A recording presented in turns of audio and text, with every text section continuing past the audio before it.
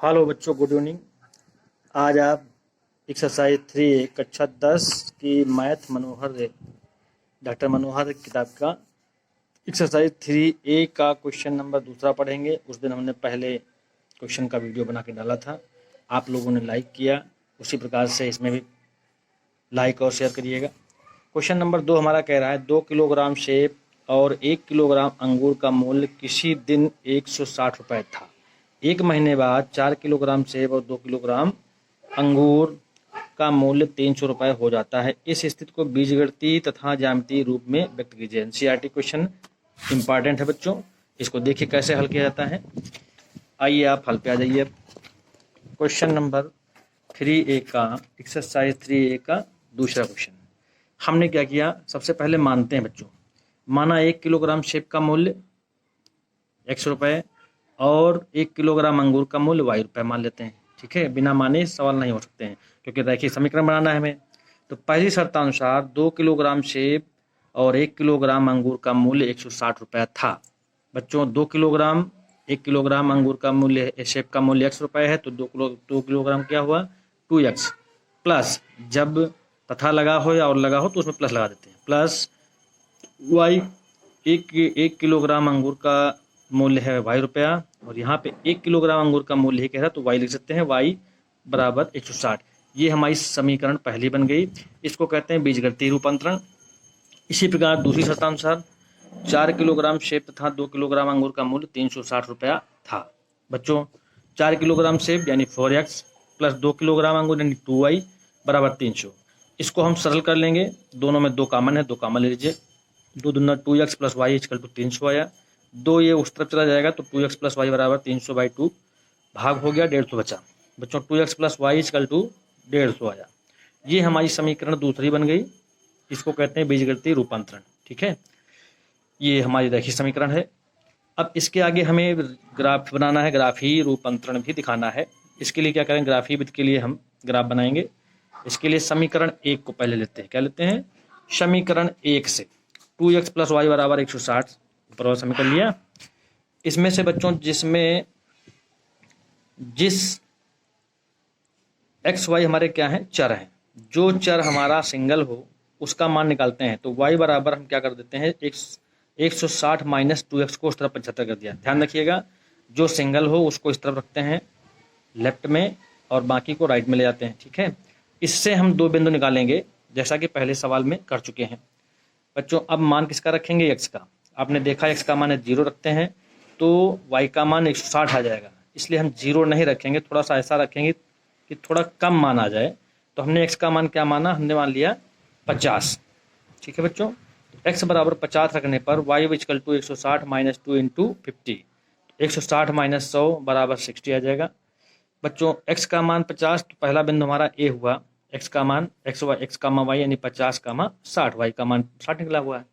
इसी प्रकार दूसरा मान हमने एक पहला 50 रखा, दूसरा 100 रख दिया, दुगना कर दिया। थोड़ा सा मान आना चाहिए 60 और 50 के बीच में। तो x बराबर 100 रखने पर y इक्वल टू रखेंगे इसी में 160 माइनस 2 इंटू एक्स का मान 100, तो 200 हो गया। 160 माइनस 200 में 160 जाएंगे, माइनस 40 बचेंगे।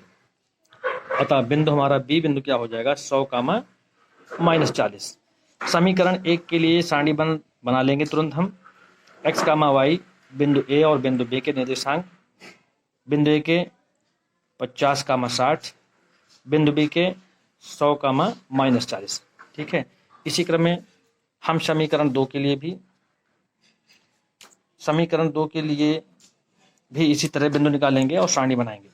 समीकरण 2 हमारा क्या कह रहा था, ऊपर देखिए 2x plus Y equal to 150 है। ठीक है बच्चों, भूल से यहाँ 160 हो गया था, तो 2x plus Y equal to 150। अब वही काम इसमें भी देखिए, ये चर जो है y वाला चर हमारा सिंगल है। ठीक है, इसको इस तरफ रखेंगे, 2x को उधर ले गए, 150 माइनस 2x। आप चाहो तो 2x को भी उधर ले जाओगे, मगर उसमें गणना करने में, मान रखने में काफ़ी दिक्कत आएगी। ठीक है बच्चों, तो क्या हुआ, y equal to 150 minus 2x। अब इसमें भी हम वही काम करेंगे, x बराबर पहले 50 रख देंगे, तो y equal to 150 minus 2 into 50 यानी 150 माइनस 100 हो जाएगा, इक्वल टू 50 बचेगा प्लस का। तो पहला बिंदु हमारा ए बी वो निकला था, ये सी हो गया, सी बिंदु हो जाएगा। 50 रखा गया, 50 कामा 50, वाई का मान 50, एक्स का मान भी 50 है। इसी तरह एक्स बराबर आगे हम 100 रखेंगे, रखने पर Y equal to 150 minus 2 into 100, तो 150 माइनस 200 इक्वल टू माइनस 50 बचेगा। तो बिंदु डी के निर्देशांक 100 कामा माइनस 50 आ गए। इसके लिए समीकरण 2 के लिए सारणी हो जाएगी आपकी, सी और डी बिंदु हो जाएंगे, एक्स वाई हो जाएंगे निर्देशांक। एक्स का मान आपने यहाँ पे देखा हुआ है 50 का 50 था, एक्स वाई 50 का 50, डी का मान 100 माइनस 50। ठीक है, इन ये सारणी समीकरण 2 की और समीकरण 1 की जो सारणी दी है, इनसे हम एक ग्राफ बनाते हैं, उसको कहते हैं ग्राफी निरूपण। बच्चों ग्राफ बनाने के लिए क्या करते हैं सभी जानते हैं, एक हम चतुर्थांश बनाते हैं, पहले एक्स और वाई अक्ष बनाते हैं। ठीक है, जहाँ पे मूल बिंदु होता है वो। इसके बाद हम देखते हैं कि सारणी में सबसे बड़ी संख्या 100 है, तो 100 का मान एक एक पॉइंट मानेंगे तो बहुत बड़ी हो जाएगी, यानी इस पेज में नहीं आएगा ग्राफ। इसलिए क्या करते हैं, हम मान लेते हैं पैमाना, अपने मन से लिखने की जरूरत नहीं है। तो एक खाना 20 पॉइंट के बराबर मानते हैं, तो 20, 40, 60, 80 और 100, ये 5 खाने में डिवाइड हो गया। इसी प्रकार इस तरफ -20, -40, -60, -80, -100। बच्चों ध्यान रखिएगा, मूल बिंदु से एक्स की तरफ यानी हम दाईं तरफ जाएंगे एक्स पर तो प्लस का मान, और बाईं तरफ जाएंगे तो माइनस का मान। इसी प्रकार वाई में, वाई अक्ष पे हम ऊपर की ओर जाएंगे तो प्लस में, नीचे की ओर जाएंगे तो माइनस में। 20, 40, 60, 80, 100। इसी प्रकार -20, -40, -60, -80, -100। ठीक है बच्चों, अब देखिए पहला बिंदु हमारा ये था समीकरण 1 का ए बिंदु 50 कामा 60, तो 50 एक्स का मान प्लस में है, तो 50 कहाँ पे आएगा बच्चों, 40 और 60 के मध्य में। 50 कामा 60 यानी वाई का मान 60 है, इसके सामने जाइए, जहाँ पे काट रहा है ये दोनों बिंदु मिल रहे हैं वो 50 कामा 60 हो गया, ए बिंदु हुआ। इसी प्रकार दूसरा बिंदु इसका है